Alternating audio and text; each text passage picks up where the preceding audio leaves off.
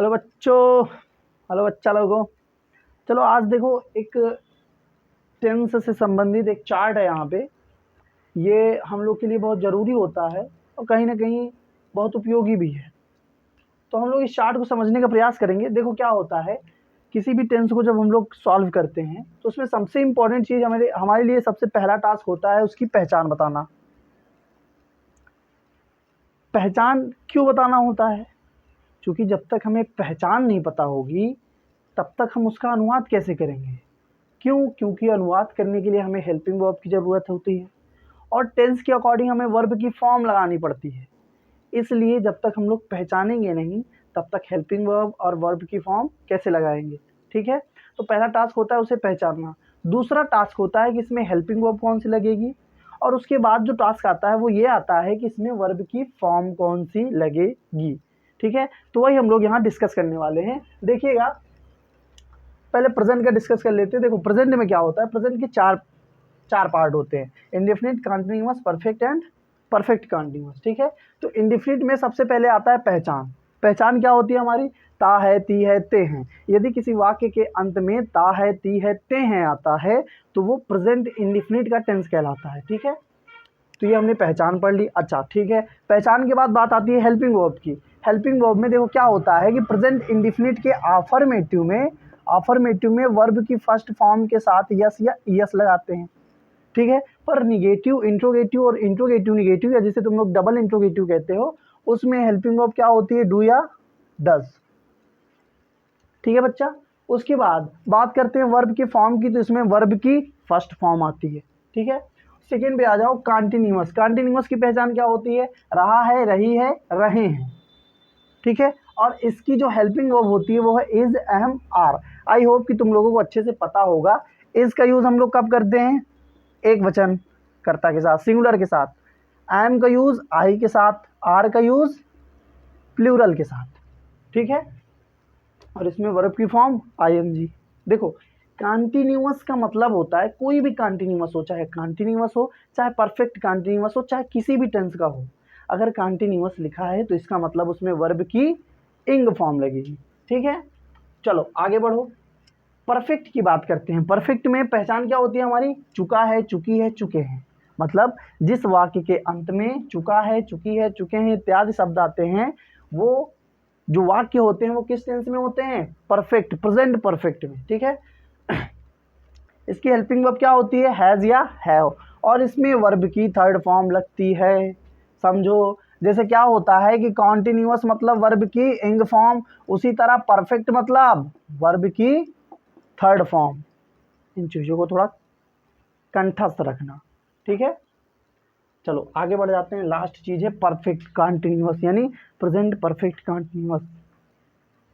पहचान क्या होती है इसकी? पहचान वही सिंपल सी, रहा है, रही है, रहे हैं। पर रुको जरा, देखो क्या होता है, वाक्य के अंत में यहाँ भी रहा रही आता है, वाक्य के अंत में यहाँ भी रहा रही आता है, पर वो क्या चीज है जो कंटिन्यूअस और परफेक्ट कंटिन्यूअस को अलग बनाता है? तो बच्चा वो केवल एक चीज है और वो है समय। समझो, प्रेजेंट कंटिन्यूअस में काम का जारी रहना पाया जाता है, पर हमें ये नहीं पता होता कि काम कब से जारी है। वहीं हम बात करते हैं परफेक्ट कंटीन्यूअस में, तो इसमें काम का जारी होना तो पाया जाता है, पर यह भी मेंशन किया जाता है कि काम कब से जारी है। तो इन दोनों में केवल यही डिफरेंस है, कार्य दोनों में जारी रहता है, पर क्या है कि इसमें समय नहीं दिया होता और इसमें समय दिया होता है। तो जिसमें समय दिया होगा बच्चा वो होगा प्रेजेंट परफेक्ट कंटीन्यूअस, और जिसमें समय नहीं दिया होगा वो होगा प्रेजेंट कंटीन्यूअस। ठीक है, आगे बढ़ते हैं। परफेक्ट कंटीन्यूअस की जो हेल्पिंग वर्ब होती है बच्चा क्या होती है? हैज या हैव, और उसके साथ साथ बीन। ठीक है, और वर्ब की इंग फॉर्म। देखो मैंने पहले ही बताया था कि कंटीन्यूअस आया मतलब वर्ब की इंग फॉर्म। ठीक है, तो इस तरीके से ये चार्ट आप लोग लर्न कर लीजिएगा, तो शायद आपको जो है प्रेजेंट इंडेफिनिट के टेंसों को लगाने में ज़्यादा दिक्कत ना हो। देखो स्ट्रक्चर सिंपल सा होता है। स्ट्रक्चर समझो क्या होता है? Subject plus helping verb plus object plus other word. Subject plus helping verb plus verb की form plus object plus other word. ये बेसिक सा स्ट्रक्चर है जो हर टेंस में लागू किया जाता है। तो इसमें तुम्हें ध्यान क्या रखनी है, देखो ध्यान से देखो, हेल्पिंग वर्ब, वर्ब की फॉर्म, हेल्पिंग वर्ब, वर्ब की फॉर्म, बस पूरे 12 के 12 टेंसों का बेसिक स्ट्रक्चर यही है, यही बेसिक स्ट्रक्चर है। बस समस्या क्या होती है, 12 के जो 12 टेंस होते हैं वो अलग अलग टेंसों की अलग अलग हेल्पिंग वर्ब होती है और अलग अलग टेंसों में अलग अलग वर्ब की फॉर्म लगती है, ठीक है। बस यही डिफरेंस होता है दोनों में और कोई डिफरेंस नहीं है। तो इसलिए ये चार्ट बनवाया जा रहा है ताकि तुमको प्रेजेंट इंडेफिनिट, कॉन्टिन्यूअस, परफेक्ट और परफेक्ट कॉन्टिन्यूअस की हेल्पिंग वर्ब अच्छे से पता हो जाए और वर्ब की फॉर्म पता हो जाए। पता कैसे होगी, पहचान, जब तुम पहचान करना सीख जाओगे तभी तुम इसको सीख सकते हो। पहले तुम्हें सेंटेंस की पहचान आनी चाहिए, उसके बाद जब तुम पहचान कर लो तब तुम याद करो कि पहचान के बाद उस सेंटेंस में पहचान के अकॉर्डिंग उसमें कौन सी हेल्पिंग वर्ब लगेगी और कौन सी वर्ब की फॉर्म, ठीक है बच्चा। चलो नेक्स्ट हम लोग देखते हैं बच्चा लोगों, ये तो प्रेजेंट का था, ठीक है। अब हम लोग पास्ट का देखते हैं।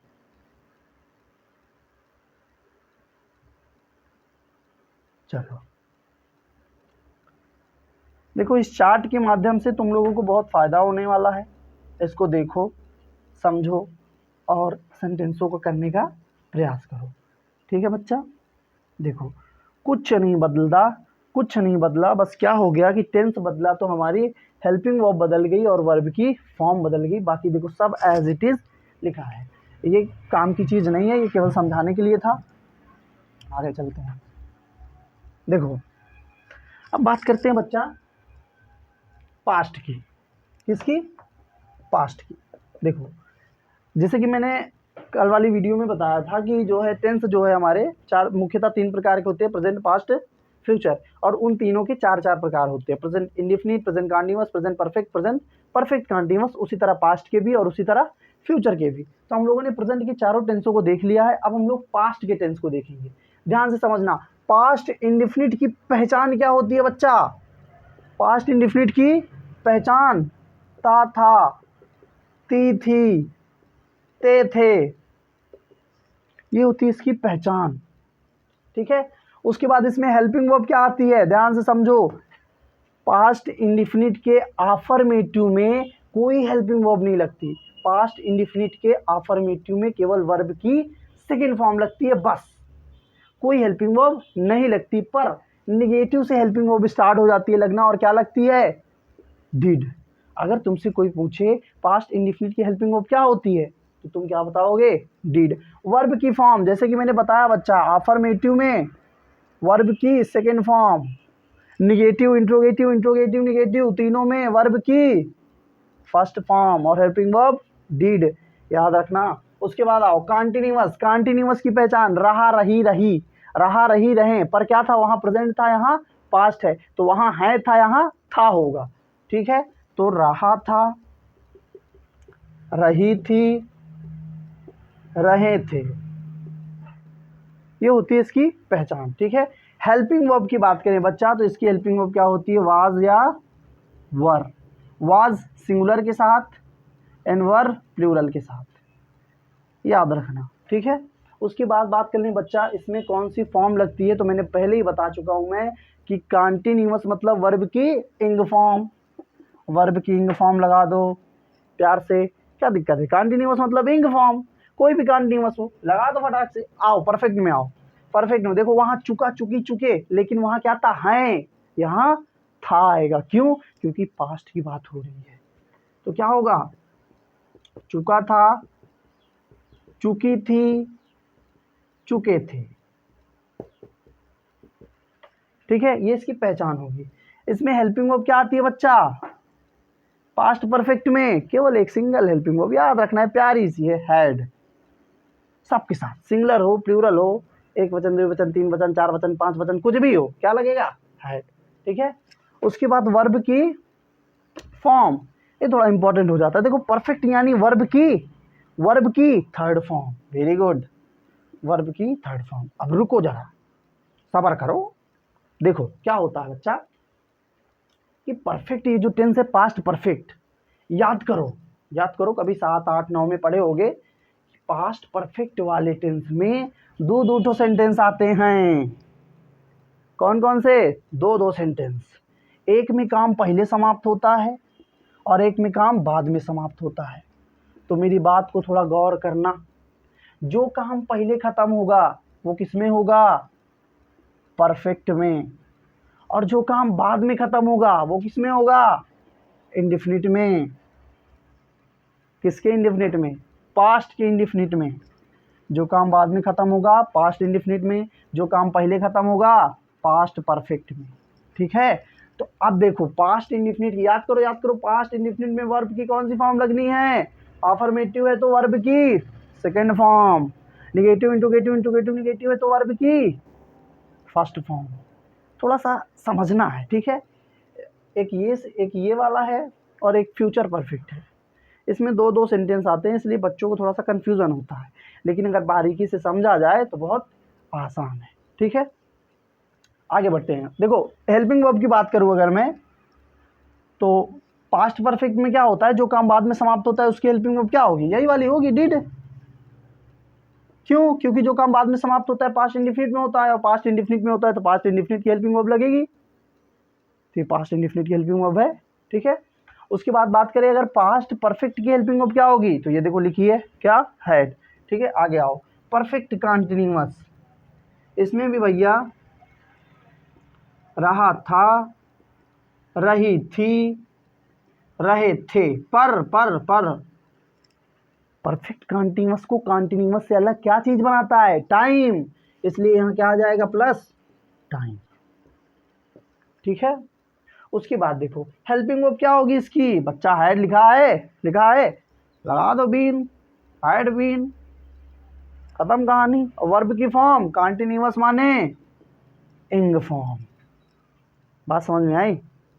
चलो आगे बढ़ते हैं। प्रेजेंट का देख लिया हम लोगों ने, पास्ट का देख लिया हम लोगों ने, अब फ्यूचर की तरफ चलते हैं। ठीक है, चलो देखो बच्चा, कुछ नहीं बदलेगा, केवल पहचान हेल्पिंग वर्ब और वर्ब की फॉर्म बदल जाएगी। ये मैं तुमसे इसलिए कह रहा हूँ क्योंकि मेरे मिटाने से नहीं, मतलब ऐसा नहीं है कि मैं नहीं मिटा रहा हूँ तो नहीं बदलेगी, नहीं, वास्तव में ऐसा होता है।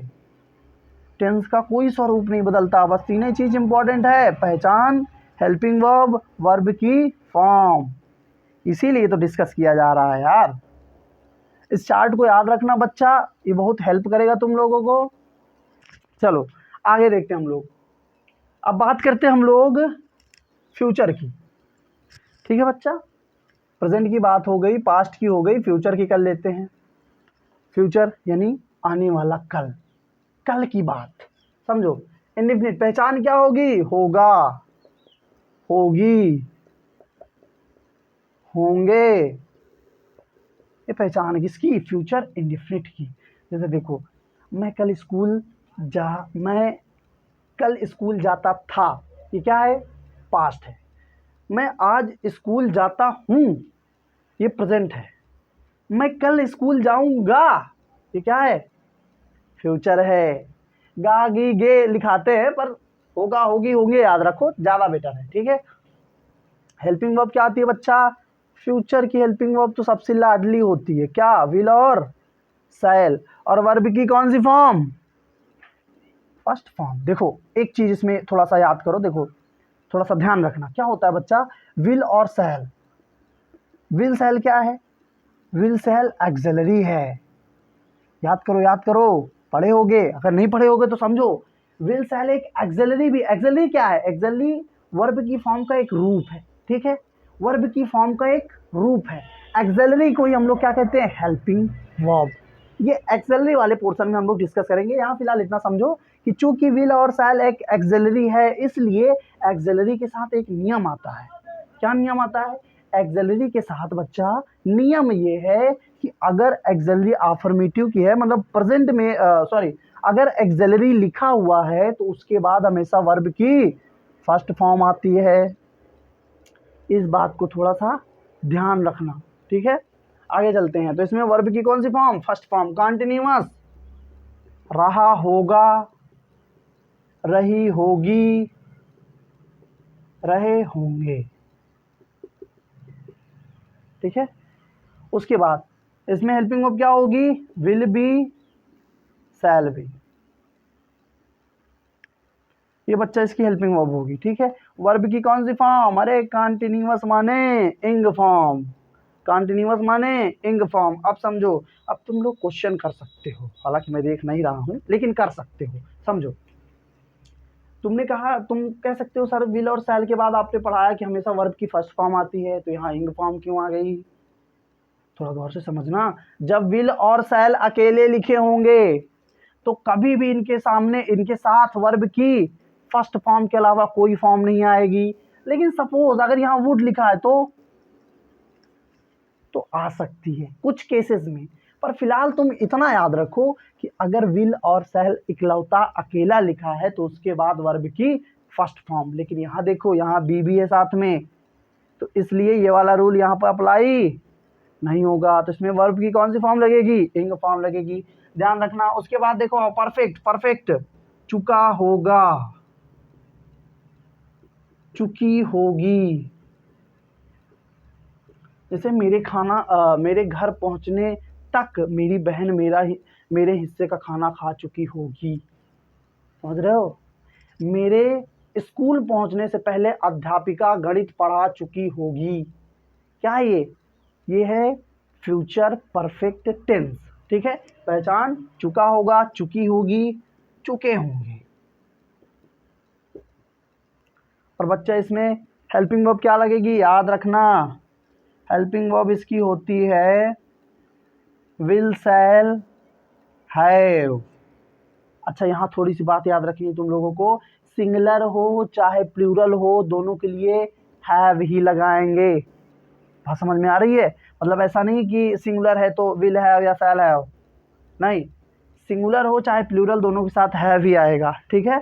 वर्ब की कौन सी फॉर्म, अरे भैया परफेक्ट है, क्या है, परफेक्ट है, तो वर्ब की थर्ड फॉर्म। पर रुको जरा, फिर से ध्यान दो, इसमें कौन से डबल सेंटेंस आते हैं इसमें, कितने डबल। तो समझो, एक काम पहले होता है, एक काम बाद में। तो फ्यूचर वाले में, फ्यूचर परफेक्ट में जो काम पहले होता है वो कहाँ होता है, फ्यूचर परफेक्ट में ही होता है। और जो काम बाद में होता है वो होता है प्रेजेंट इंडेफिनिट में। किसमें, प्रेजेंट इंडेफिनिट में। और प्रेजेंट इंडेफिनिट की हेल्पिंग वर्ब क्या होती है बच्चा, वर्ब की फर्स्ट फॉर्म में यस या यस, या तो डू या डज, ठीक है। ये इसकी हेल्पिंग वर्ब की फॉर्म, फर्स्ट फॉर्म। और फ्यूचर परफेक्ट हेल्पिंग वर्ब ये देखो लिखी है विल शैल के बाद है, और वर्ब की फॉर्म थर्ड फॉर्म, ठीक है। आगे आओ, परफेक्ट कंटीन्यूअस, इसमें क्या है, रहा होगा, रही होगी, रहे होंगे, रहा होगा, रही होगी, रहे होंगे, पर प्लस टाइम। टाइम हुआ तो इसमें बहुत ज़्यादा ज़रूरी है, नहीं तो इसमें समानता आ जाएगी। अब आगे देखो, इसमें की जो हेल्पिंग वर्ब क्या होगी, इंपॉर्टेंट है, ध्यान रखना। यहाँ तक पहुँचते पहुँचते बच्चा भूल जाता है। विल, शैल, हैव और उसके बाद बीन, और कंटिन्यूअस है तो वर्ब की इंग फॉर्म।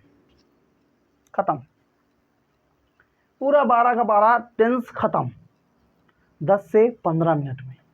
बस ये चार्ट आपको याद होना चाहिए, आप टेंस का कोई भी सेंटेंस लगा लेंगे, थोड़ा सा बुद्धि विवेक हो तो, ठीक है। तो खत्म हो गया इस तरह से प्रेजेंट, पास्ट और फ्यूचर का जो है ये पहचान हमने पढ़ ली, हेल्पिंग वर्ब पढ़ लिया, और वर्ब की फॉर्म ही सबसे ज़्यादा इंपॉर्टेंट होती है, ठीक है। देखो क्या होता है कि जो काम हम लोग कर रहे होते हैं वो कहाँ होता है, प्रेजेंट में। जो काम हम कर चुके होते हैं वो कहाँ होता है, पास्ट में। और जो काम हम करने वाले होते हैं वो होता है फ्यूचर में, ठीक है।